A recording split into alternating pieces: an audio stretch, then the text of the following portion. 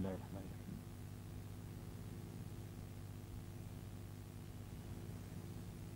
حضور اقدس کی سیرت کا مدنی دور آپ کے سامنے بیان کیا جا رہا ہے اس وقت۔ پچھلے ہفتے بات بیچ میں رہ گئی تھی، میں عرض کر رہا تھا کہ حضور اقدس کے لیے قرآن کریم نے جو لفظ آپ کے شخصیت کے تعارف میں بولا ہے وہ ہے رحمت للعالمین، یعنی آپ ساری کائنات کی رحمت۔ ایک لفظ پوری شخصیت کو انسان کی ظاہر کر دیتا ہے، تو یہ وہ لفظ ہے جو حضور کی پوری شخصیت کو ظاہر کرتا ہے، آپ کی تمام تعلیمات۔ اور آپ کے رحمت ہونے کا مطلب یہ نہیں ہے کہ آپ لوگوں کے لیے کھانے اور پینے کا انتظام کرتے ہیں یا دواؤں کا بندوبست کرتے ہیں یا فری ڈسپینسریز چلاتے ہیں، بلکہ اس کا مطلب یہ ہے کہ آپ کا لاہور دین اور آپ کا لاہور نظام، چونکہ آپ کے ذریعے وہ آیا ہے اور وہ چونکہ رحمت ہے سارے انسانوں کے لیے، اور اس کی بل پر قائم کردہ کوئی بھی تمدن رحمت ہے، اس میں انسانوں کے مسائل حل ہوتے ہیں، اس میں انسان کا دل، دماغ اور روح جو ہے منور ہوتی ہے، سارے مسائل انسان کے دنیا اور آخرت کے حل ہو جاتے ہیں اس دین کے ذریعے، اس نظام کے ذریعے۔ لہذا جو شخص اس دین کو لے کر کے آیا ہے قیامت کے لیے، وہ سارے انسانوں کے لیے رحمت ہے۔ اس معنی کر یعنی حضور رحمت ہیں، یعنی حضور کے لائے ہوا دین، حضور کی لائے ہوئی کتاب، حضور کے لائے ہوا نظام، یہ انسانوں کے لیے رحمت ہے۔ اس دین نے جو ہے لوگوں کے دلوں کو مطمئن کیا ہے، لوگوں کے ذہنوں کو روشن کیا ہے، لوگوں کے قلوب کو منور کیا ہے، ان کے مسائل حل کیے ہیں۔ وہ تعلیمات جو ہمارے حضور لے کر کے آئے اور جو آپ کی سیرت سے اور آپ کی پوری شخصیت سے ظاہر ہے، ان سے اندازہ لگ سکتا ہے کہ یہ دین کس طرح رحمت ہے ساری دنیا کے لیے۔ مثلاً آپ نے سوسائٹی کے ایک ایک سیکشن کے لیے جو تعلیمات دی ہیں، یہ چونکہ بیانیہ، یہ جو سیرت کا بیانیہ انداز ہے، اس میں تو حضور کے واقعات بیان ہوں گے، میں تعلیمات پہ روشنی نہیں ڈالنا چاہتا تفصیل سے، تو اس کا پھر اسٹائل بدل جائے گا، لیکن اشارتاً میں کہنا چاہتا ہوں، یعنی تاکہ رحمت ہونے کا ایک تو وائز جو آپ کے سامنے جھوم جھوم کو بیان مطلب کرتے ہیں، وہ ایک جو حضور کو جس طرح پیش کرتے ہیں میں اس طرح پیش نہیں کرنا چاہتا، بلکہ اس کا اصل جو مقصد ہے اللہ کا حضور کو رحمت کہنے سے، وہ چیز آپ کے سامنے لانا مقصد ہے۔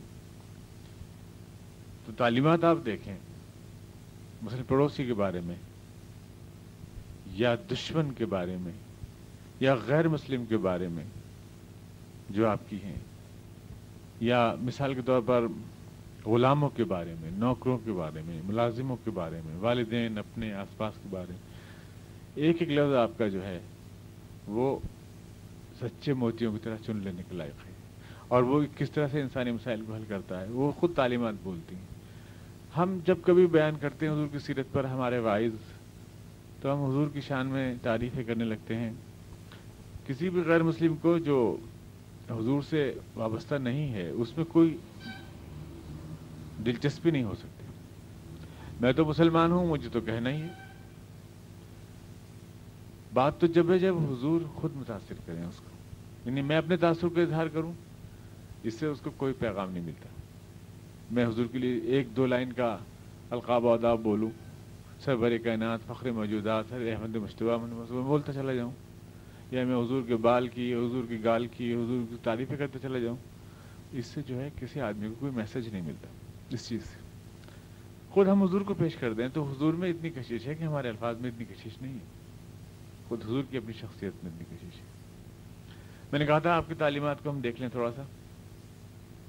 پڑوسی کے بارے میں مثلا آپ نے کہا وہ آدمی مسلمان نہیں ہے، من لا یأمن جارہ بوائقہ، جس کے پڑوسی اس کی زبان سے، اس کے ہاتھ سے، اس کی حرکتوں سے امن میں نہ رہیں، چین میں نہ رہیں۔ یعنی اس میں کوئی یہ کچھ نہیں کیا اللہ کے رسول نے کہ پڑوسی کون ہے، مسلم ہے یا غیر مسلم ہے، اس کی کوئی آپ نے تفصیل نہیں کی ہے۔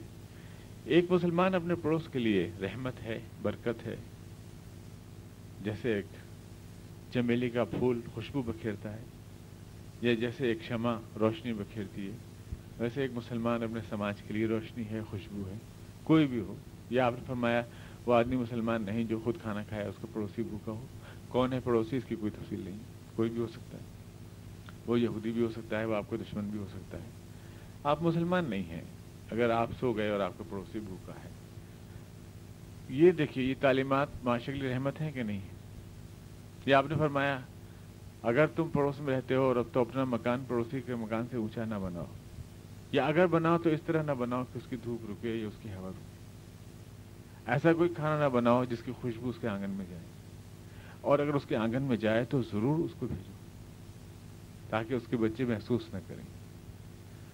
ایک سیکشن میں بھروسے کے تعلق سے آپ نے تعلیمات دی. دیکھیے اس میں کسی انسانوں کو کسی سیکشن کی کوئی تفصیل نہیں ہے، لیکن رحمت ہے نہیں ہے ایسا سماج جو لوگوں کے احساسات کا اتنا خیال رکھتا ہو اور لوگوں کو اتنا. یہ آپ صاف طور پر آپ نے کہا ہے کہ مزدور کے بارے میں آپ نے کہا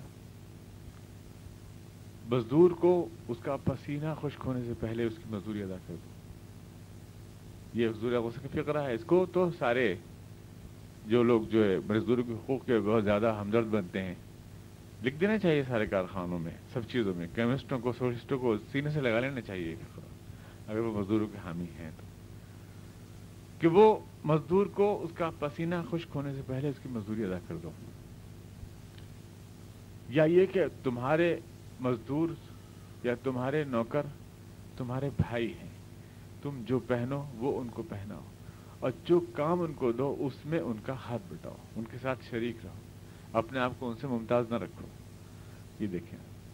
یا حضور صلی اللہ علیہ وسلم دیکھیے ہجرت کے بعد تشریف لاتے ہیں، مسجد نبوی بنتی ہے اور آپ کے ساتھ آپ کے چچا جناب حمزہ شریک ہیں، تو آپ خود مٹی ڈھو رہے ہیں، آپ خود اینٹیں لا رہے ہیں، پتھر رکھ رہے ہیں، چچا اور وہ آپ دونوں شریک ہیں، خود اٹھا کے لے جا رہے ہیں. یا خندق کی لڑائی میں خود آپ مٹی کھود کے کوہ سلا کے دامن میں کرتے میں بھر کے آپ پھینک رہے ہیں، کوئی آپ ممتاز نہیں دکھ رہے ہیں. کتنا سچے سوشلسٹ تو ہمارے رسول ہوئے نا. مارکس اور لینن اور کون کون لوگ مزدوروں کے لیے بہت بڑے فقرے بولتے ہیں. ایسے کسی نے کر کے دکھایا ہے کیا؟ ایسے تو کسی نے کر کے نہیں دکھایا.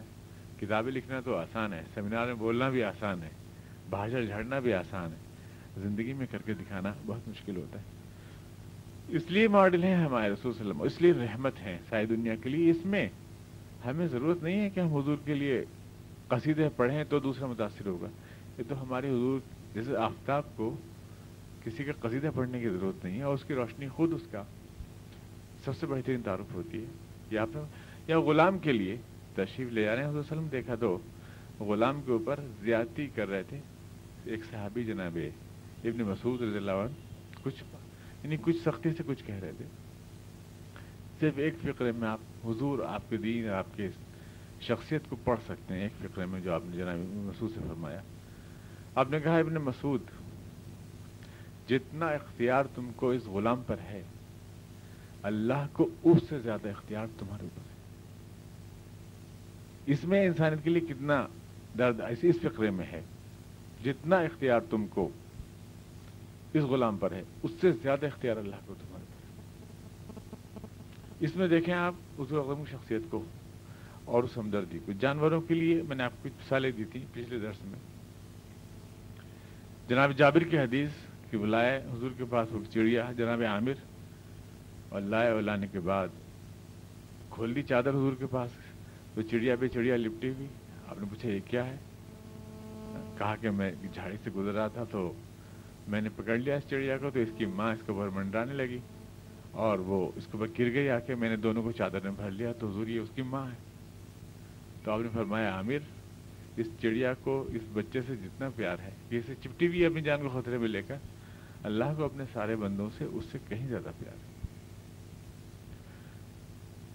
یہ یعنی رحمت العالمین کا جو اللہ کے رسول کو لقب دیا گیا. اللہ کے رسول کس طرح سے آپ کی تعلیمات اور آپ کی بات یعنی آپ تعلیم دنیا کے لیے رحمت ہیں، اس کو آپ پڑھ سکتے ہیں ان تمام چیزوں میں. مسلمان کے لیے حضور نے ارشاد فرمایا کہ لا خیر فی من لا یعلم فلا یعلم خیرکم خیرکم لأہلہ.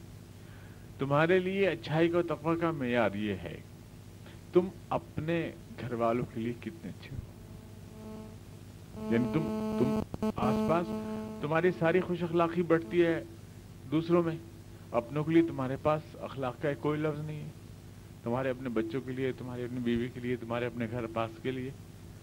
ایک اصل میں آپ نے کہا ان لضیفک علیک حق وان لربک علیک حق وان لدینک علیک حق وان لعینک علیک حق۔ تمہارے پر صرف تمہارے رب کا حق نہیں، اس سماج کا بھی جس میں تم رہتے ہو، اس دوست کا بھی جو تمہارے پاس آتا ہے، اس بیوی کا بھی جس کو تم نے اللہ کے کلمات کی چھاؤں میں اپنے ساتھ لائے، اور تمہارے مہمان کا بھی جو تمہارے گھر پہ آتا ہے، سب کو اس کے حق ادا کرو۔ یہ تعلیمات جو حضور اقدس نے ہمیں دی ہیں، یہ رحمت ہیں سارے سماج کے لیے۔ ان تعلیمات کی بنیاد پر اگر کوئی ماحول اور کوئی معاشرہ بنے گا تو کتنی بڑی رحمت ہوگا۔ پھر حضور صلی اللہ علیہ وسلم کا جو انداز تربیت، مسکینوں میں مثال طور پر آپ، یہ بات نہیں تھی کہ ہمارے حضور کے پاس کچھ نہیں تھا اس لیے جو ہے وہ آپ مسکین تھے بنے ہوئے، یہ حضور کے پاس کچھ تھا نہیں۔ جو لوگ اپنا سرمایہ دل و جان حضور کو نظر کرنے کو تیار تھے، وہ کیا کچھ حضور کو نہ دے سکتے تھے؟ جنہوں نے حضور کے ایک اشارے پر اپنے بچے قربان کرا دیے، اپنے بیٹے قربان کرا دیے، اپنے گھر بار چھوڑ دیے، کیا وہ حضور کچھ دے نہیں سکتے تھے، یا حضور کے پاس کوئی کمی تھی؟ چھوڑ دیں آپ اس بات کو کہ کوئی آدمی اگر حضور کو اللہ کے رسول نہیں بھی مانتا ہے تو اللہ تعالیٰ سب کچھ مالک کائنات ہے، وہ اللہ حضور کو تو قیصر و کسریٰ کی، ان کو غلاموں کی ٹھوکروں میں تھے ان کے تخت قیصر و کسریٰ کے، حضور کے پاس تو کوئی کمی نہ تھی۔ پھر حضور نے خود یہ دعا فرماتے تھے کہ اللہ مجھے مسکینوں میں زندہ رکھ، غریبوں میں زندہ رکھ اور غریبوں میں اٹھا۔ جناب عائشہ صدیقہ نے عرض کیا کہ یا رسول اللہ آپ ایسی دعا کیوں مانگتے ہیں؟ تو آپ نے فرمایا عائشہ ہاں میں غریبوں میں رہنا چاہتا ہوں، غریبوں میں بیٹھنا چاہتا ہوں، غریبوں کے ساتھ ہی حشر میں اٹھنا چاہتا ہوں۔ اور وہی زندگی آپ نے پسند فرمایا، اللہ میں تجھ سے صرف یہ چاہتا ہوں کہ ایک دن میں بھوکا رہوں اور ایک دن میں کھانا کھاؤں، تاکہ میں کھانا کھاؤں تو تیرا شکر ادا کروں اور بھوکا رہوں تو میں تجھ سے دعا مانگوں۔ میں انہیں ایک ایسی روزی چاہتا ہوں۔ یہ جو اللہ کے رسول نے ہمیں ایک ماڈل دیا شخصیت کا، اس میں آپ اس لفظ کو پڑھ سکتے ہیں جو رحمت للعالمین کا لفظ دیا ہے، اور جو آپ کا انداز تربیت ہے وہ بھی اتنا انسانوں کا لحاظ کرتے ہوئے، اور خود اپنی خودی کو اپنے کو آپ نے اپنے لیے جو حضور کے لوگ کھڑے ہوتے تھے تو آپ نے فرمایا لا تقوموا لی کالعاجم، میرے استقبال کے لیے کھڑے نہیں ہوا کرو، استقبال کے لیے کھڑے نہیں ہوا کرو۔ وفات سے 5 روز پہلے آپ نے صحابہ کرام کو بلایا سب کو، اور آپ نے فرمایا کہ دیکھو ایسا ہوا ہے پچھلی قوموں میں کہ جب ان کے رسول چلے گئے ہیں تو ان کے ماننے والوں نے ان کو خدا کا مقام دے دیا، ان کو بڑا چڑھا دیا۔ وَلَا تُطْرُونِي كَمَا أَطَرْتِ النَّصَارَىٰ عِیسیٰ ابْنَ مَرْیَم، تم میرے ساتھ یہ سلوک مت کرنا جیسا عیسائیوں نے عیسیٰ علیہ السلام کے ساتھ کیا، مبالغہ مت کرنا، بڑھانا چڑھانا نہیں مجھے۔ انما انا عبد اللہ ورسول، میں تو صرف اللہ کا ایک بندہ تھا اور اس کا پیغام تم تک پہنچانے کے لیے آیا تھا۔ جو کچھ کامیابیاں آپ نے حاصل کی ہیں، اگر آپ اس ماحول میں خدا ہونے کا بھی دعویٰ کرتے تو دنیا قبول کرتی، لیکن آپ نے یہی کہا کہ میں ایک انسان ہوں اور مجھے بڑھانا چڑھانا نہیں، جو میرا مقام جو اللہ نے دیا ہے یہ۔ یا پھر ایک عورت آئی حضور کے پاس کانپنے لگی تو حضور نے فرمایا کہ ڈرتی کیوں ہے تم مجھ سے؟ میں کوئی شہنشاہ تو نہیں ہوں، میں تو ایک ایسی ماں کا بیٹا ہوں جو سوکھا گوشت کھاتی تھی، واقعے سے رہتی تھی۔ یعنی یہ حضور صلی اللہ علیہ وسلم کا انداز تھا۔ جیسے میں نے آپ کو پچھلی بار ہی بتایا تھا کہ فتح مکہ کے موقع پہ آپ تشریف لائے تو آپ نے روایت میں پڑھتے ہیں کہ آپ نے آنکھیں نہیں اٹھائیں، آپ کا جو پیشانی تھی وہ اونٹ کے کوہان سے لگی ہوئی تھی، جھکے ہوئے تھے آپ فتح کے موقع پر، حالانکہ سینہ کٹ جاتا ہے اس موقع پر لوگوں کا۔ اچھا آج 8 برس کی زیادتیوں کا انتقام لیں گے ہم، سب کچھ یاد آ جاتا ہے آدمی کو۔ جس بے وفا سرزمین سے نکلے تھے رات کے اندھیرے میں، آج سینہ تان کے آ رہے تھے اسی میں دن کے اجالے میں، اور سارے قاتل سامنے تھے اور سب کچھ کر سکتے تھے آپ، لیکن آپ نے کیوں پیشانی لگا رکھی تھی اپنی کوہان پر اونٹ کے؟ کیوں جھکے ہوئے تھے اتنے؟ اور یہ الفاظ زبان پہ تھے کہ الحمدللہ وحدہ ونصر عبدہ وہزم العذاب وحدہ، میری کوئی تعریف نہیں ہے، سب تعریف اللہ کے لیے ہے جس نے اپنے ایک بندے کی مدد فرمائی. یہ آپ نے فرمایا نصر عبدہ.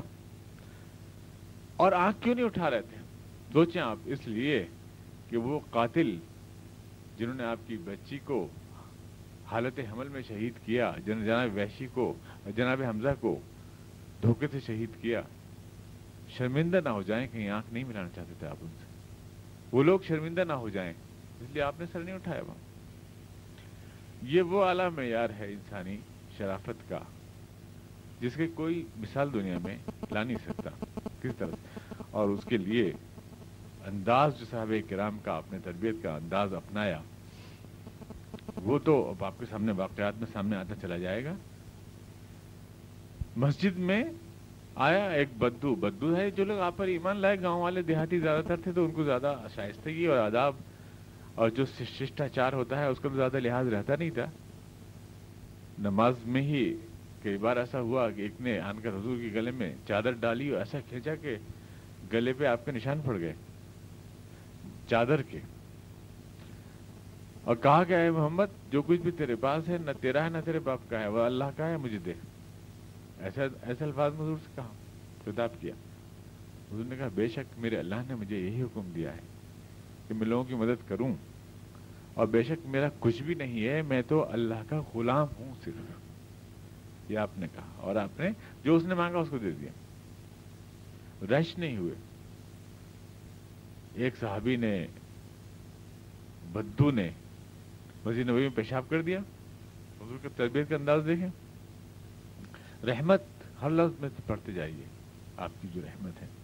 پیشاب کر دیا، صحابہ کرام ماننے کو دوڑے، لیکن آپ نے کہا نہیں، اس کو پیشاب کرنے دو تاکہ یہ پریشان نہ ہو، اسے کرنے دو.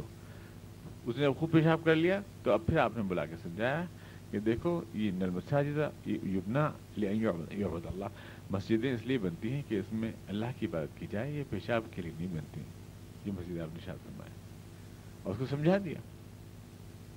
ایک بار میں نے آپ کو سنایا تھا کہ ایک بدو بہت زوروں سے دعا مانگنے لگے، اللہم ارحمنی ومحمد ولا ترحم بعد ذلک ابدا، کہ وہ اے اللہ میرے پر رحمت نازل کر اور محمد صلی اللہ علیہ وسلم کے اوپر رحمت نازل کر، اور ہم دونوں کے علاوہ کسی بھی رحمت مت نازل کر.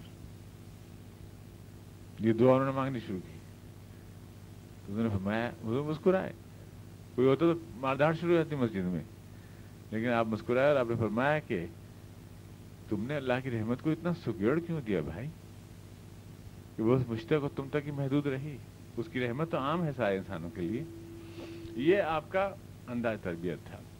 تو یہ ایک تعارف تھا جو حضور کی شخصیت کا آپ کے سامنے آنا چاہیے تھا. اس کانسیپٹ میں حضور کی تمام واقعات کو آپ سنتے جائیں گے تو زیادہ بہتر انداز میں حضور سمجھ میں آئیں گے. اور میں نے کہا حضور اپنی ذات سے آپ کو زیادہ کھینچیں گے، متاثر کریں گے، بجائے اس کے کہ پاٹدار آواز میں اور نعرے رسالت اور نعرے تکبیر کے نعروں کی گونج کے اندر اور خامخواہ وائس صاحب جو ہے زور خطابت کا مظاہرہ کریں، جہاں بھول جائیں وہاں درود شریف پڑھوائیں. تو اس کی بجائے خود حضور کی شخصیت زیادہ متاثر کرے گی، آپ کو زیادہ متاثر کرے گی. آپ وہ سارے ان واقعات کو سنتے جائیں، اور کسی بھی غیر مسلم کو جہاں یعنی جس کے سامنے ہم حضور کو پیش کرنا چاہتے ہیں حقیقی معنی میں. کیونکہ آج حضور کے چہرے کے اوپر بہت گرد ڈال دی گئی ہے، لوگوں نے بہت گرد اڑائی ہے، چھپ گیا ہے حضور کا چہرہ. ورنہ ہمارے حضور صلی اللہ علیہ وسلم تو ایک ایسا چاند تھے، میں نے کہا دھوپ ہے زندگی کی، نور ہے، وہ تو روشنی ہے زندگی کی. ساری دنیا گر جاتی ہے ان کے قدموں میں اگر ہم نہیں ہوتے. آج بھی اسلام کی جو رفتار ترقی ہے تمام دنیا تسلیم کرتی ہے، اقوام متحدہ کی رپورٹیں تسلیم کرتی ہیں کہ دنیا میں واحد مذہب اسلام جو 3 گنی طاقت سے بڑھ رہا ہے، یعنی 300% کی طاقت سے بڑھ رہا ہے اسلام، بغیر کسی مادی وسائل کے. کوئی بھی مذہب دور دور تک بھی نہیں ہے اس میدان میں اپنی اشاعت اور اپنی پھیلاؤ کے اعتبار سے کوئی مذہب دور دور تک بھی اسلام کے مقابلے میں نہیں. تو یہ کشش اسلام و ہمارے حضور کی سیرت کی ہے. یہ کسی دباؤ کی تلوار کی کشش نہیں ہے. تلوار سے جیسے میں نے عرض کیا تھا، تلوار سے سر کٹتا ہے صرف، دل نہیں کٹتا تلوار سے. دل تو یہ شان رحمت جو حضور کی ہے، لا خیر فی من لا یألف ولا یؤلف، اللہ علی فرماتے ہیں جو حضور کو ایک بار دیکھ لیتا تھا وہ حضور کا دیوانہ ہو جاتا تھا، ان پہ اپنا سب کچھ قربان کرنے کو تیار ہو جاتا تھا۔ کچھ ہوتا ہے نا آدمی میں چمک، کچھ کوئی چیز ہوتی ہے، محبت سے محبت پیدا ہوتی ہے۔ میں آپ سے محبت کروں تو آپ مجھ سے محبت کریں گے، اور میں آپ کا ریسپیکٹ کروں تو آپ میرے ریسپیکٹ کریں گے، میں آپ کو نفرت کروں گا تو آپ مجھ سے نفرت کریں گے۔ آدمی جو چیز چاہتا ہے وہ اس کی شخصیت سے نکلتی ہے، جیسے چراغ میں سے روشنی اور جیسے پھول میں سے خوشبو نکلتی ہے، ویسے آدمی کی شخصیت میں سے پھوٹتی ہے جو چیز ہے۔ اس لیے آپ نے فرمایا لا خیر فی من لا یألف ولا یؤلف، مسلمان نہیں وہ آدمی جو لوگوں سے محبت نہیں کرتا جس سے لوگ محبت نہیں کرتے، یعنی ایمان کا پیمانہ ہے یہ۔ اور جس سب گالی بکیں اور نفرت دیں، لعنت بھیجیں جس کے اوپر، اس کے ایمان میں فطور ہے۔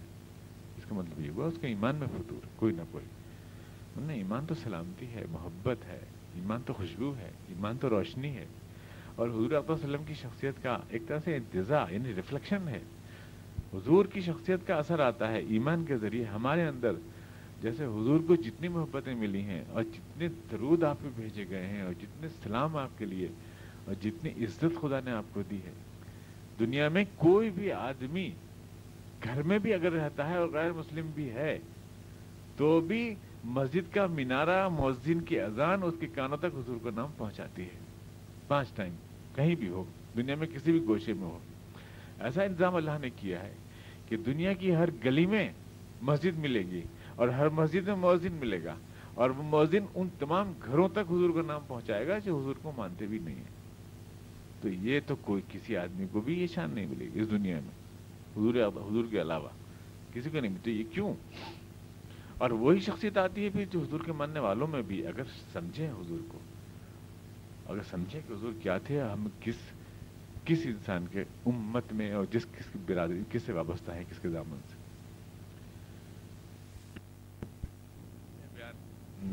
ہمارا آیا تھا تو ہجرت تک آئے تھے، آپ کو یاد ہوگا، یعنی پچھلے سال جب ربیع الاول میں سلسلہ بیان شروع کیا تھا تو ہجرت، جب حضور کے لیے ہجرت کے لیے روانہ ہو رہے ہیں وہاں پہ آگے بات ختم ہو گئی تھی، اور آپ سے یہ وعدہ کیا گیا تھا کہ زندگی اگر ہوئی تو اس کے بعد ہجرت کے بعد کے واقعات تفصیل سے آپ کے سامنے، جو آپ کا مدینے کا دور ہے وہ آپ کے سامنے آئے گا، اسپیشلی اس لیے کہ مدینے کے دور پہ زیادہ آبجیکشنز ہوتے ہیں غیروں کے، اور کہتے ہیں کہ حضور مکے میں تو اچھے لگتے ہیں لیکن مدینے میں جا کر آپ لڑائی جھگڑے میں پڑ گئے یا پالیٹکس میں آ گئے، اس طرح کی بات کرنے لگتے ہیں۔ اس لیے مدینے کا دور بھی آپ کو پیش کیا جائے گا۔ میں نے کہا تھا زندگی رہی، اب بس ہمارے درس قرآن کے احباب کا اصرار ہے تو آج سے میں مدینے کی زندگی کا سفر یعنی ہجرت کے بعد جہاں چھوڑا تھا وہیں سے میں آپ کو آگے لے چلتا ہوں۔ ہجرت، حضور اقدس فرماتے ہیں جو بھی مشکلات کا دور گزر گیا مکے میں، جو بھی صحابہ کرام پہ بیت گئی، جو بھی حضور پہ بیت گئی، وہ سب آپ کے ذہن میں زندہ ہوگا، یاد میں تازہ، نہیں تو وہ کیسٹس میں ہماری موجود ہے۔ اس کے بعد آپ نے ہجرت کا فیصلہ فرمایا جانے کے لیے، چھوڑ دیں اس بے وفا سرزمین کو۔ مدینہ استقبال کے لیے تیار تھا، کیسا خوش قسمت سرزمین، مکے نے جن کو رات کے اندھیروں میں نکالا، مدینے نے دن کی اجالے میں سینے سے لگایا، اور مدینے کے یہی اعزاز ہے کہ اس کے صدقے میں اب قیامت تک وہ سرزمین شہر رسول، مدینۃ النبی، رسول کے شہر کے نام سے جانی جاتی ہے۔ اور ایسا پیار کیا حضور نے اس سرزمین سے پھر کہ پلٹ کر ہی دیکھا مکے کو، اب وہیں چلے گئے سارے لوگ جتنے بھی آپ کے ساتھ تھے۔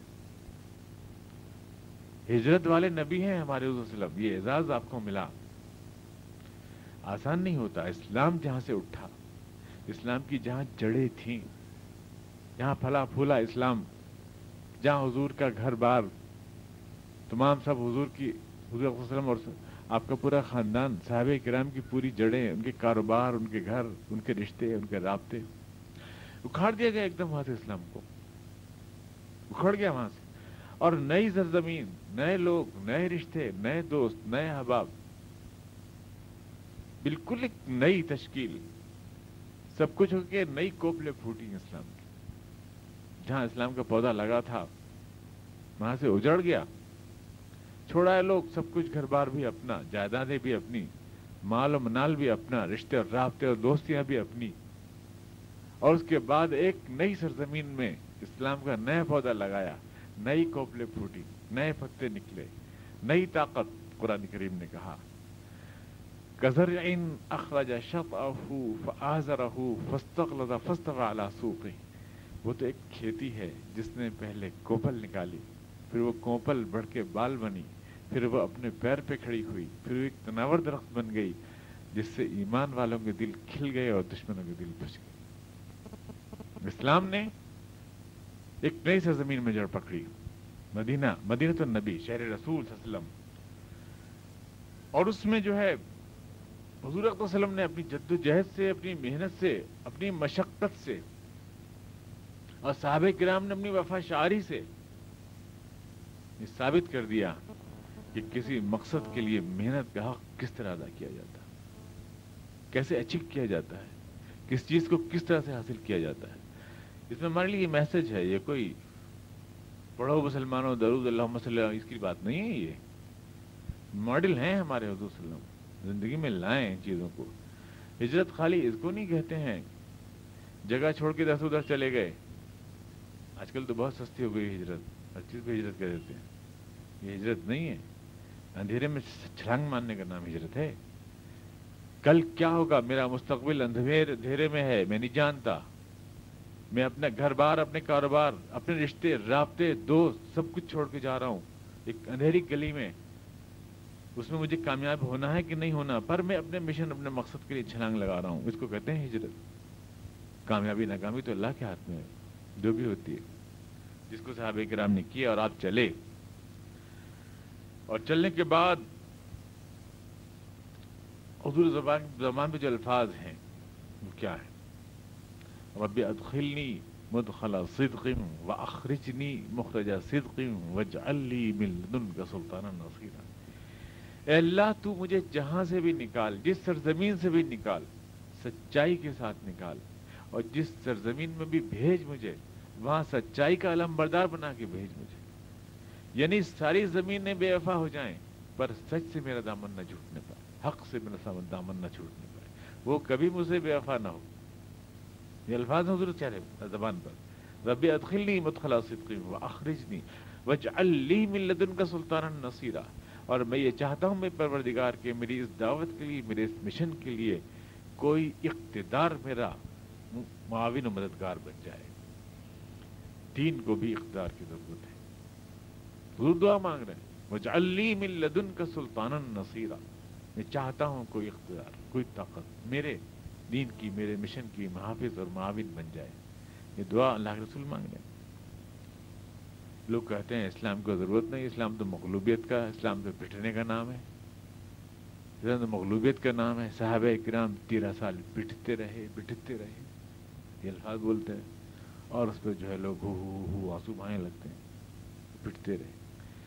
لیکن رسول کی دعا دیکھیں، رسول کی دعائیں، آپ یہ دعا مانگتے جا رہے ہیں، اور اس کے بعد جناب علی مرتضیٰ کو اپنے بستر پر لٹا کر آپ باہر نکلے اور کہا کہ امانتیں جو ان لوگوں کی میرے پاس رکھی ہیں، یہ امانتیں ان کے حوالے کر کے تم چلے آ دو۔ پہلی بات تو یہ کہ حضور اقدس سارے صحابہ کو بھیج چکے ہیں، جو چیز ہے درس لینے کی حضور کی زندگی سے، وہ یہ کہ سب سے آخر میں جانے والے ہیں حضور۔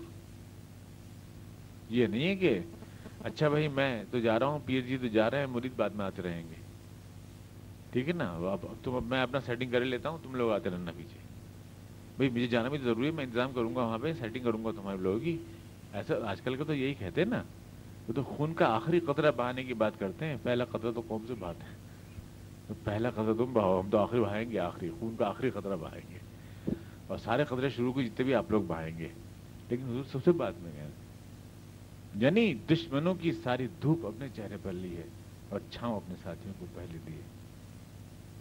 سیرت کا جو سبق ہوتا ہے نا وہ یہ ہے، ہم جو سیرت کے نام سے بیان کرتے ہیں، میرے خیال سے تو سیرت النبی نہیں بلکہ بصیرت النبی زیادہ ضروری ہے، یعنی ہم حضور کی زندگی میں سے کیا اخذ کر سکتے ہیں، کیا لے سکتے ہیں زندگی میں، واقعہ بیان کرنا اور جھومنا اور ثواب کا جو ہے تھیلا اکٹھا کر لینا، بھر لینا، یہ نہیں ہے، اس میں کوئی فائدہ نہیں ہے، اس لیے قوم بندی نہیں ہے۔ حضور ہمارے سامنے ماڈل ہیں، سپر ماڈل ہیں، ان کے ذریعے ہمیں اس راہ پر قدم دو قدم چلنے کی ہمت دکھانی ہے. نہیں سمندر ہمیں مل سکتا، بوند دو بوند سے اپنی پیاس تو بجھا سکتے ہیں، کچھ نہ کچھ تو مل سکتا ہے. اس راہ پہ چلیں گے، اس راہ کے قدموں پر. تو یہ آپ نے کہا، اور اس کے بعد امانتوں کا جناب علی مرتضیٰ کو حکم دیا کہ ان کو پہنچا کے آنا. یہ کس کی امانتیں؟ دو باتیں. ایک تو ان دشمنوں کی امانتیں ہیں جو گھر سے نکالنے، ان کی ہیں. ایک اس وقت بھی حضور صلی اللہ علیہ وسلم کو ان اعلیٰ مراتب کا خیال ہے. یہ دشمن اپنی جگہ ہے لیکن انسانی رشتہ اپنی جگہ ہے. اور پھر یہ اس بات کی بھی تو دلیل ہے کہ جس کو نکال رہے تھے وہ دشمن، اس کو امانتدار بھی سمجھتے تھے. یہ بات اختلاف تھا مگر شخصیت سے نہیں تھا. اگر شخصیت سے اختلاف ہوتا تو میری امانتیں وہ دشمن جو تلواریں لیے کھڑے تھے باہر، وہ حضور کے پاس کیوں رکھواتے؟ سچا نہ مانتے اگر حضور کو، اور امانتدار نہ مانتے تو ان کی امانتیں حضور کے پاس کیوں ہوتی؟ اس کا مطلب یہ کہ حضور کو سرٹیفائی تو وہ بھی کر رہے تھے. اصل اختلاف حضور سے نہیں تھا، حضور کی لاہو دین سے تھا. حضور سے کوئی اختلاف نہیں تھا، حضور کی شخصیت سے کوئی اختلاف نہیں تھا. اور یہ اختلاف آج بھی باقی ہے. اختلاف یہ کردار کا نہیں ہے.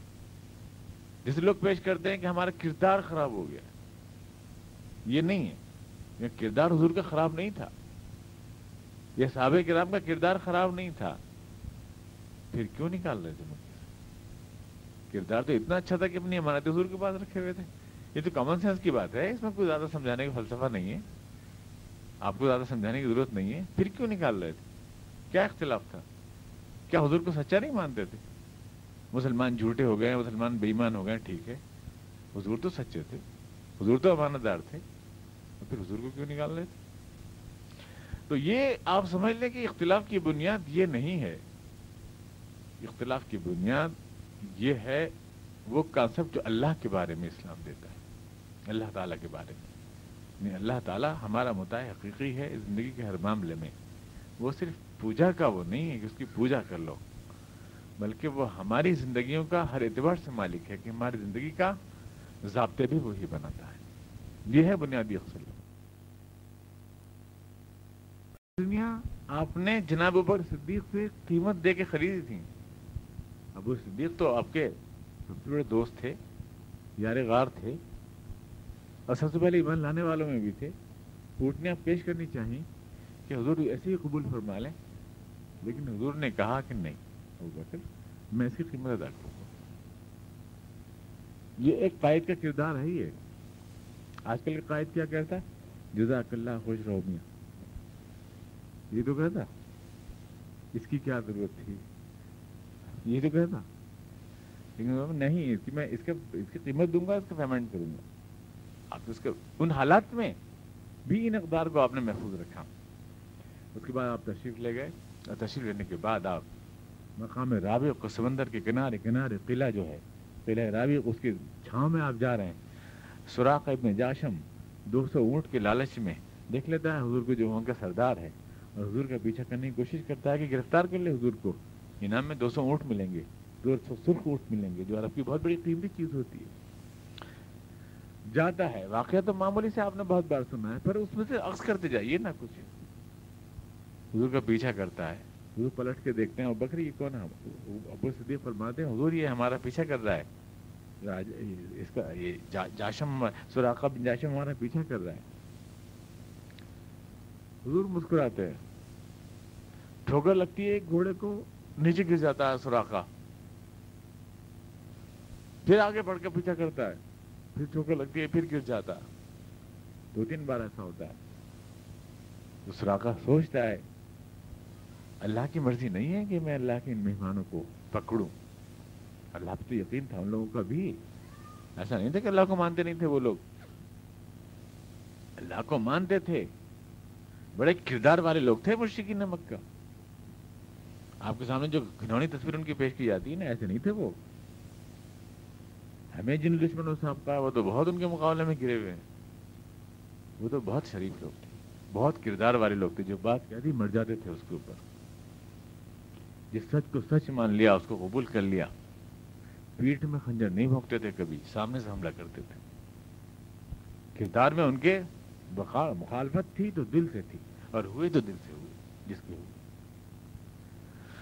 خیارکم فی الجاہلیت خیارکم فی الاسلام، حضور کا ارشاد ہے تمہاری جو خوبیاں جاہلیت کے کام آتی تھیں آج وہی خوبیاں اسلام کے کام آ رہی ہیں. خوبیوں کا اعتراف تو حضور نے فرمایا. خیارکم فی الجاہلیہ، تم مر جانے والے تھے، تم شجاع تھے، تم بہادر تھے، تمہارے یہاں رشتوں کا احترام تھا، تم کس جھکتے نہیں تھے، کلمہ حق کہنے والے لوگ تھے. یہ ساری خوبیاں پہلے باطل کے کام آتی تھیں، آج اسلام کے کام آ رہی ہیں. خیارکم الناس معادن کمعادن الذهب والفضة، کل بھی سونا تھے تم اور آج بھی سونا. اللہ کے رسول نے ارشاد فرمایا تو سونا لوگ تھے وہ، اسی لیے تو اسلام نے ان کو منتخب کیا، اس لیے تو اللہ نے ان کو منتخب کیا. اسلام کی اولین پارٹی بنانے کے لیے عربوں کو کیوں منتخب کیا گیا؟ کچھ خوبیاں تھیں، ورنہ ایسی سڑے گلے لوگ ہوتے تو اس کو اتنی عظیم دعوت کے لیے منتخب نہیں کیا جاتا. ان لوگوں اس کے اہل نہیں تھے. وہ ظاہر ہے کہ ستون ہی کمزور ہوتے تو اس پہ مضبوط چھت کیسے ڈال دیا تھی؟ وہ ستون کمزور نہیں تھے. ہاں منافقین نے ذلیل کردار کیا مدینے میں، وہ آپ کے سامنے بعد میں آئے گا. وہ پیٹ میں خنجر بھونکنے والے لوگ تھے، لیکن مشرکین مکہ باکردار لوگ تھے. ان کی اپنی ذاتی باتیں الگ ہیں کہ وہ بتوں کو پوچھتے تھے، وہ باتیں ان کی الگ ہیں، ان کی حضور نے اصلاح فرمائی. اور ایسا بھی کچھ تھا کہ ہاں کچھ خواتین کو بھی دفن کر دیتے، یہ تو نہیں تھا کہ سبھی کو دفن کر دیتے تھے. ہمارے یہاں وہ بدھ میں ایک صاحب آئے تھے، وہ جماعت وہ مولانا تقریر کرنے لگے کہ اگر حضور نہ آتے تو دنیا میں آج عورت کا نام بھی نہ ہوتا، میرے مرد ہی مرد ہوتے. وہ کہاں سے ہوتے؟ وہ تو ایک دو چار واقعات ہوتے تھے جو آج راجستھان میں بھی بہت سے عورتیں جلائی جاتی ہیں. ایسا کچھ نہیں تھا کہ وہاں سب عورتوں کو زندہ دبا دیا کرتے تھے.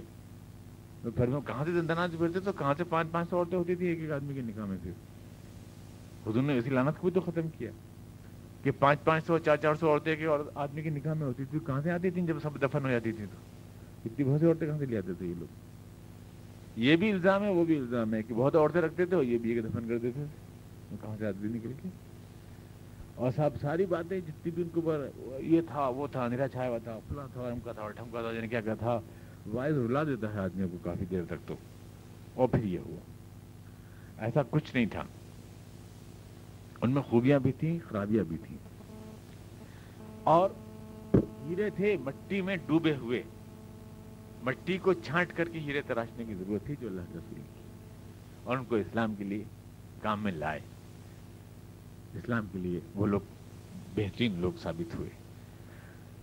تو حضور صلی اللہ علیہ وسلم جو ہے جا رہے ہیں تو سراقہ ٹھوکر لگنے کے بعد سمجھ گیا کہ انہیں اللہ جو ہے نہیں چاہتا میں ان کو گرفتار کروں.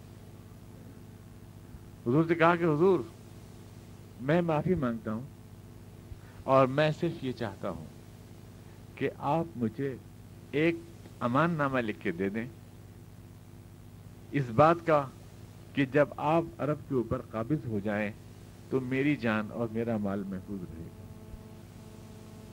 سنا آپ نے بہت بار، لیکن اس میں کچھ سمجھا آپ نے؟ میرے خیال سے حضور کو سراقہ زیادہ بہتر سمجھ رہا ہے ہمارے مقابلے میں وہ زیادہ بہتر سمجھ رہا ہے. ہجرت فرار نہیں ہے. ہم لوگ فرار فلائی نہیں تو کہتے ہیں فرار ہے، فلائٹ ہے. فرار نہیں ہے. حضور فرار نہیں ہو رہے ہیں، مکے سے فرار نہیں ہو رہے ہیں. وہ خوب سمجھ رہا ہے. اور وہ یہ بھی سمجھ رہا ہے کہ اسلام پٹنے کا نام نہیں ہے. یہ بھی تو سمجھ رہا ہے نا وہ.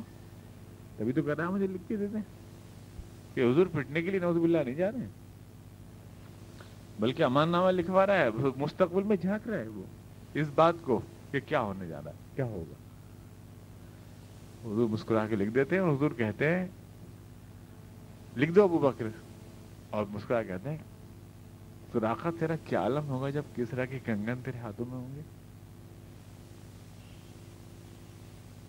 اب اس ریگستان میں کسرا کے کنگن کہاں سے دیکھ لی حضور نے؟ حضور کو یہ ہمیشہ رہا کہ جو لوگ تھے چند آپ کے ساتھ، کبھی آپ نے حوصلہ نہیں ٹوٹنے دیا ان کو. آخر تک فتح کی امید. یہ روشن سورج نکلے گا ایک دن، اندھیرا ختم ہوگا. آخر تک حضور سے اپنے ساتھیوں کو جوڑے رکھا، اپنے امید بنائی رکھی. یہ کہہ کے دل نے میرے حوصلے بڑھائے ہیں، غموں کی دھوپ کے آگے خوشی کے سائے. آپ نے کہا نہیں جگہ خواب، یہ ہمیں کہا نا کسرا کے کنگن دکھا رہے ہیں حضور صلی اللہ علیہ وسلم. اور وہاں پر غار میں جب آپ غار سور میں ابو بکر صدیق گھبرا گئے کیا ہوگا یا رسول اللہ، تو آپ نے فرمایا ابو بکر لا تحزن ان اللہ معنا، کوئی غم کرنے کی ضرورت نہیں ہے، اللہ ہمارے ساتھ ہے. ابو بکر اللہ ہمارے ساتھ ہے، کوئی گھبرانے کی ضرورت نہیں. اپنے ساتھیوں کو جوڑے رکھنا ان حالات میں. اور وہی خندق میں جبکہ پیٹ پہ پتھر بندھے ہوئے ہیں حضور کے اور صحابہ کرام کے بھی، تو وہاں بھی آپ کدال مار کر پتھر کے اوپر کہہ رہے ہیں خوشخبری ہو مسلمانوں کہ اللہ نے کسرا اور مدائن کے خزانے ہمیں عطا کر دیے. یہ ساتھیوں کو جوڑے رکھنا اور ان کے آنکھوں میں فتح کا خواب سجائے رکھنا تاکہ ہمت نہ ٹوٹنے پائے، یہ قائد کا کردار ہونا چاہیے. اس کے بعد جو ہے تشریف لے گئے حضور صلی اللہ علیہ وسلم، اور جناب علی مرتضیٰ پیدل آئے اور تعجب کریں کہ صرف 3 دن کا فرق ہوا. حضور تو گئے اٹھنی پر اور علی مرتضیٰ پیدل گئے، پیر تھک گئے، کیا دیوانگی تھی. اور جب علی مرتضیٰ کے کردار کو دیکھتے ہیں اتنی محبت آتی ہے جناب علی مرتضیٰ کے اوپر، اتنی محبت آتی ہے. یہ فاطمہ، یہ علی، کیا لوگ تھے. یہ نام لو تو شیعہ ہو جائیں گے ہم تو. لیکن صاحب امام شافعی نے کہا اذا کان حب علی رزق فلیشتری العالم انی راضی. جناب امام شافعی کا شعر ہے یہ. اگر علی اور فاطمہ کی محبت شیعت ہے تو دنیا کال کھول کر سن لے میں 100 بار شیعہ ہوں. امام شافعی کے یہ کردار عجیب ہے ان کا. جناب علی مرتضیٰ پیدل چل گئے، پیروں میں برم آ گئے، خون مطلب یعنی کہ رسنے لگا، ساتھ ساتھ پہنچ گئے حضور کے. قبا میں ساتھ ہی ساتھ پہنچ گئے. ایک جو فاصلہ معمولی نہیں ہے، مکے سے مدینے کا سینکڑوں میل کا فاصلہ ہے، اور پیدل چلنا آسان بھی نہیں ہے ان ریگستانوں میں. اب تو سڑکیں وڑکیں بن گئی ہیں. صبح کو برف ہوتی ہے وہ ریت، اور دوپہر میں آگ ہوتی ہے وہ ریت. پتھر جلتے ہیں، ٹوٹتے ہیں، پھٹ جاتے ہیں، چلنا آسان نہیں ہوتا. اور راستے میں کہیں ہوٹل ڈھابے نہیں تھے اس زمانے میں، کھانا پینا یا ناشتہ ساتھ لے کے نہیں جانا تھا. جنگلوں میں دور دور تک پانی کا ایک بوند کا نام و نشان بھی نہیں ہوتا تھا. ایسے میں پیدل جانا بغیر سامان سفر کے سینکڑوں میل کے. کوئی آپ نے 1 منٹ میں سن لیا، میں نے 1 منٹ میں کہہ دیا، لیکن اس کے پیچھے کتنی وفا کی داستانیں پوشیدہ ہیں، اس پہ کبھی غور کیا آپ نے؟ اور یہ فاطمہ 8 سال 9 سال کی عمر سے وہاں کعبے میں حضور کو کوئی کہتا تو اکیلا اپنے پر حضور کے بالوں میں مٹی ڈالتے لوگ تو دھوتی روتی جاتی، دھوتی رہتی تھی. حضور کے دست و عارض کو صاف کرتی تھی. اوجھلی رکھ دیتے کفار تو آپ اوجھلی کو ہٹا کے ننھے ننھے ہاتھوں سے پھینکتی. عقبہ بن معیط، ابو سفیان، ابو البختری سب سے اکیلے مقابلہ کرتی ہیں. 8 سال 7 سال کی بچی حضور کی ساری مشکلات کا خیال کرتی ہیں. کوئی انکار کر سکتا ہے؟ اس بچی کو کیسی وفادار بچی. اور میں نے ایک بار کہا تھا کہ جس نے کعبے میں اپنے باپ کے زخم دھوئے، کربلا میں اس نے اپنے بچوں کے زخم کھائے. قوم نے کیا دیا. اور آج بھی کربلا ہی میں ہے فاطمہ. آج بھی کچھ کرنے چھوڑ تھوڑی دیتے ہیں لوگ. بڑا عجیب خاندان ہے. حضور نے کتنا بڑا بھروسہ کیا. علی مرتضیٰ تم دے کے آنا، اور وہاں پہ آئے جناب علی مرتضیٰ اس حال میں کہ از خود رفتہ تھے، چلا بھی نہیں جا رہا تھا، پیر بھی نہیں رکھ پا رہے تھے، پیر ورم آلود ہو گئے تھے، زخم پیروں سے رس رہا تھا، ننگے پیر آئے تھے چل کے اتنی دور سے ریتوں میں. حضور سے محبت کا کیا وارفتگی کا کیا جذبہ تھا. اور قبا میں پہنچنے کے بعد یہ 9 ربیع الاول ہے، اور 9 ربیع الاول کی تاریخ کی ایک عجیب اہمیت ہے. حضور پیدا بھی ہوئے ہیں تو 9 ربیع الاول کو صحیح تقویم کے مطابق، اور حضور نے اعلان نبوت فرمایا ہے 40 سال کی عمر میں تو 9 ربیع الاول کو. اور حضور ہجرت فرما کر قبا میں آئے ہیں جس دن، اس دن بھی 9 ربیع الاول ہے. اور حضور نے جس دن دنیا سے پردہ کیا ہے اس دن بھی 9 ربیع الاول ہے. یعنی حضور کی زندگی میں اس تاریخ کی خاص اہمیت ہے. بار بار یہ تاریخ ریپیٹ ہوتی ہے اہم موقع پر، یعنی اہم جو واقعات ہوئے ہیں وہ ان تاریخوں میں ہوئے ہیں. قبا میں آپ تشریف لائے اور جناب کلثوم انصاری کے گھر کے اوپر آپ نے قیام فرمایا. ایک صاحب حیثیت مسلمان تھے, ان کے گھر پہ آپ نے قیام فرمایا, اور آنے کے بعد پہلا کام آپ نے یہ کیا کہ وہاں ایک مسجد کی تعمیر فرمائی. 14 دن رہے آپ وہاں قبا میں, اور ایک مسجد کی تعمیر آپ نے سب سے پہلی مسجد اسلام کی. وہی مسجد جو ساری مسجدوں کی ماں ہے, دنیا کی ساری مسجدیں اس کی بیٹیاں ہیں. پہلی مسجد قبا. ان اول مسجد وزیع للناس للذی ببکر لمسجد اسس علی التقوی من اول یوم احق ان تقوم فیہ. پہلی مسجد آپ نے بنائی وہاں, مسجد قبا کے نام سے, اور خود اپنے ہاتھ سے اینٹیں مٹی ڈھوئے اس کے, آپ نے پتھر اور مٹی اپنے ہاتھ سے دھویا آپ نے. ایک بار پھر یہ مظاہرہ, دنیا بات کرتی ہے مساوات کی پر کر کے نہیں دکھاتی, لیکن اللہ کے رسول نے کر کے دکھایا. نہیں تو آپ بیٹھ جاتے کہ بھائی میں تو ذرا ذکر اذکار میں لگتا ہوں, آپ لوگ بناتے رہنا, میرا ٹائم ہے ذرا کچھ میں تعلیم والی میں لگنا ہے, آپ لوگ بناتے رہنا, کرتے رہنا. میں صحابہ کرام کو ذرا کچھ سمجھا دوں, سکھا دوں, بھائی ہر آدمی کام بانٹ لو, بنانے کا آپ, لیکن آپ نہیں. کھانا بنا تو لکڑیاں بین کے آپ لائے. صحابہ کرام نے عرض کیا کہ آپ اس کام کو چھوڑیں, ہم کر لیں گے. تو آپ نے فرمایا نہیں, میں کسی چیز میں تم سے ممتاز نہیں ہونا چاہتا, کسی بھی چیز میں. یہ سب ہے سیرت. کہتے نہیں سیرت کا جلسہ ہوگا اور سیرت کا بیان ہوگا, یہ ہے سیرت. یہ جو پوائنٹس میں آپ کو دے رہا ہوں نا, یہ ہے سیرت. یعنی جو ماڈل جو ہمیں زندگی میں لانا ہے, یہ سیرت نہیں ہے کہ آگ بجھ گئی اور 14 کنگرے گر گئے اور نعرہ تکبیر اللہ اکبر, اور ستارہ 70,000 سال سے چمک رہا تھا, اور اس سے پہلے 70,000 سال سے چمک رہا تھا, اور نعرہ تکبیر اللہ اکبر. یہ سیرت نہیں ہے. یہ تو مسلمانوں کو بے عمل بنانے کے لیے ہوتا ہے, صرف اسی طرح کی بات ہے. سیرت یہ سب کچھ ہے. حضور کی زندگی کے یہ گوشے جو زندگی میں ہمیں لانے ہیں, ماڈل بنانا ہے. آپ اس کے بعد حضور نے خود بنایا, خود پرات ڈھوئے, خود پتھر رکھے آپ نے, خود دیوار بنائی آپ نے, اور اس کے بعد وہاں سے آپ روانہ ہوئے 14 دن کے بعد مدینہ منورہ کے لیے. راستے میں بنی سالم کا محلہ تھا, وہاں جمعہ آ گیا, تو وہاں پہلا جمعہ اسلام کا ادا کیا گیا. اور پہلا جمعہ جو ادا ہوا اس میں حضور اقدس نے صلی اللہ علیہ وسلم مسلمانوں سے جو خطاب فرمایا, اس میں اتنی محبت جھلکتی ہے اس ملت کے ساتھ, اور اسی محبت کا صدقہ ہے جو یہ آج تک زندہ ہے, یہ ملت. اے مسلمانوں, اللہ تمہیں حفاظت فرمائے, اللہ تمہیں مفتخر فرمائے, تمہیں سربلند کرے, اللہ ہر ضرر سے تمہاری حفاظت کرے, ہر دشمن کے مقابلے میں تمہارا دفاع کرے, تم کو ایک طاقتور ملت بنائے. یہ دعا مانگی اللہ کے رسول نے. دنیا میں اسلام پہ سوال کرتی ہے, مسلمان اتنے فینیٹک کیوں ہیں, حضور سے اتنی محبت کیوں کرتے ہیں؟ دنیا میں کوئی نہیں کرتا اتنی محبت اپنے پیشوا سے جتنی مسلمان کرتے ہیں.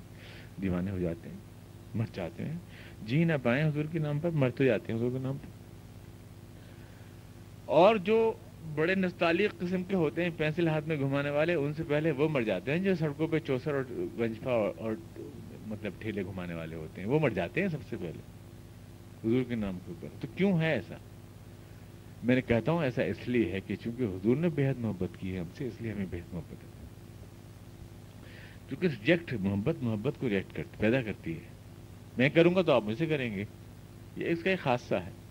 اس لیے مسلمان اتنی محبت کرتا ہے حضور سے, کیونکہ آپ تو ہر موقع پر یہاں تک ہے کہ معراج میں بھی آپ نے یہی ضد فرمائی کہ, اور حشر میں بھی وہ فرماتے ہیں کہ میں جب تک سجدے سے سر نہیں اٹھاؤں گا جب تک اللہ تعالیٰ میری امت کے لیے بخشش کا وعدہ نہیں فرمائے گا. اور حضور سے کہا جائے گا کہ اٹھاؤ سر محمد صلی اللہ علیہ وسلم, کہو تمہاری بات سنی جائے گی, تو میں سر اٹھاؤں اس وقت. یہ وجہ ہے جو یہ امت حضور صلی اللہ علیہ وسلم مسلمانوں کی جو دعائیں دی ہیں آپ نے, اس میں خدا تمہاری حفاظت کرے, خدا تمہیں سربلند کرے, خدا تمہیں دشمن کے مقابلے میں طاقتور کرے, خدا تمہارا محافظ و نگراں ہو ہر حال میں, ہر دکھ سکھ. اس کے بعد آپ تشریف لے گئے مدینہ منورہ, آپ کا انتظار تھا وہاں, یہودی بھی سب لوگ انتظار کر رہے تھے وہاں حضور کا, مشرک بھی, منافق بھی, مسلمان بھی, سبھی کو حضور کا انتظار تھا. راستوں میں کھڑے تھے لوگ، صفے بنائے تھے، کھجور کی پیڑوں پہ چڑھے ہوئے تھے، وہاں سے چڑھ چڑھ کے دیکھ رہے تھے حضور آ رہے ہیں دور سے، کہیں آ چکے ہیں قبا تک، آ رہے ہیں روانہ. خبریں تو مل ہی رہی تھی، زیادہ فاصلہ نہیں ہے قبا میں اور مدینے میں، بس چلتی ہے اب تو 2 ریال لگتے ہیں، تھوڑی دیر میں پہنچ جاتی ہے. اور اس کے بعد جو ہے وہ حضور روانہ ہوئے، ابو بکر صدیق ساتھ ساتھ تھے. کھجور کے ایک درخت کے نیچے آپ رکے، ابو بکر صدیق رضی اللہ عنہ، اور حضور کون ہیں لوگ پہچان نہیں پا رہے تھے. تو ابو بکر صدیق رضی اللہ عنہ نے اپنا رومال حضور کے چہرے کے اوپر پھیلا دیا تاکہ پتہ چل جائے کہ آقا یہ ہے وہ نبی ہے. اور اس کے بعد جو ہے خواتین انصار کی استقبال میں حضور کی جو ہے اشعار پڑھنے لگی. طلع البدر علینا من ثنیات الوداع وجب الشکر علینا ما دعا للہ داعی. چھتوں کے اوپر بچیاں بنو نجار کی دف بجا کر حضور کا استقبال کر رہی تھی. نحن جواری من بنی نجاری یا حبذا محبذا من جاری. حضور کا جو معاشرہ ہمارے سامنے آتا ہے یہ سخن گسترانہ بات ہے. آپ اس پہ اگر کسی طرح کا وہ نہ ہونا، یعنی مس انڈرسٹینڈنگ نہ ہو، تو میں آپ سے عرض کروں کہ اسلامی معاشرے کی جو تصویر ہم نے بنائی ہے وہ حضور کے دور میں دکھائی نہیں دیتی ہے. وہاں پر حضور کی مجلس میں بھی خواتین آ رہی ہیں، حضور کا استقبال بھی خواتین کر رہی ہیں. اتنا پاکیزہ معاشرہ ہے کہ وہاں گندے جذبات کے لیے کوئی جگہ ہی نہیں ہے. ایک صحابی دیکھنے لگے اوپر چھت کے اوپر، تو حضور نے یہ نہیں ڈانٹا کہ تم اوپر کو کیوں جھانک رہے ہو عورتوں کو، یہ نہیں کہا آپ نے، بلکہ آپ پیچھے سے آئے، آنے کے بعد ان کا چہرہ ہاتھوں میں لے کر نیچے کو گردن جھکا دی. یہ انداز تربیت ہے جیسے بچوں کی تربیت کی جاتی ہے اپنے. اور یہ دیکھیں ڈنڈا، یہ کیا بدتمیزی ہے اور کیا بےہودگی ہے، ایسے نہیں، اس طرح سے آپ نے کیا. اور جو پاکیزہ معاشرہ وہ تھا اس وقت، اس میں حضور اقدس صلی اللہ علیہ وسلم کے اس طرح سے استقبال کیا گیا. اس کے بعد حضور اقدس صلی اللہ علیہ وسلم میں جو مسائل تھے، سب سے پہلے ان لوگوں کو ایڈجسٹ کرنا جو آپ کے ساتھ آئے مہاجر مکے سے مدینے کے معاشرے میں، ان یہودیوں سے ایڈجسٹ کرنا جو دشمنی کے لیے تیار تھے حضور کی، مکے کے وہ مشرک جو حملہ کرنے اور مٹانے کو تیار تھے اس اسلامی بستی کو جو نئی نئی بنی تھی، اور حضور کی ازواج مطہرات جو آپ کی بیویاں اور بیٹیاں تھیں وہ کہاں رہیں، کس جگہ رہیں، ان کے لیے رہائش کا مسئلہ تھا. یہ سارے مسائل تھے حضور کے سامنے. آنے کے بعد ان کو کیسے ایڈجسٹ کریں، مہاجرین کو، کاروبار ان کے نہیں ہیں، چھوڑ کے آئے ہیں، سب اپنی جائیدادیں چھوڑ کر آئے ہیں. آتے ہی منافقین سے مسئلہ ہے دشمنی کا کہ وہ عبداللہ ابن ابی وہاں کا سردار بننے کو سوچ رہا تھا. حضور نے سارا معاملہ آنے کے بعد اس کے کھنڈے میں پڑ گیا. وہ اس کی دشمنی اندر سے خنجر مارنے کی، یہودیوں کی دشمنی جو حضور صلی اللہ علیہ وسلم سے تھی، مشرکین مکہ جو پیسنے کے لیے درپے تھے مدینے کی اسلامی بستی کو. یہ سارے مسائل تھے حضور کے سامنے فوری طور سے. ٹائم ہے 2-4 منٹ کا، اگلی درس میں انشاءاللہ آپ کے سامنے آ جائیں گے. اللہم صلی علی محمد کما صلیت علی ابراہیم، اللہم بارک علی محمد کما بارکت علی ابراہیم. ربنا اننا ظلمنا انفسنا وان لم تغفر لنا وترحمنا لنكونن من الخاسرين. سبحان ربك رب العزة عما يصفون وسلام على المرسلين والحمد لله.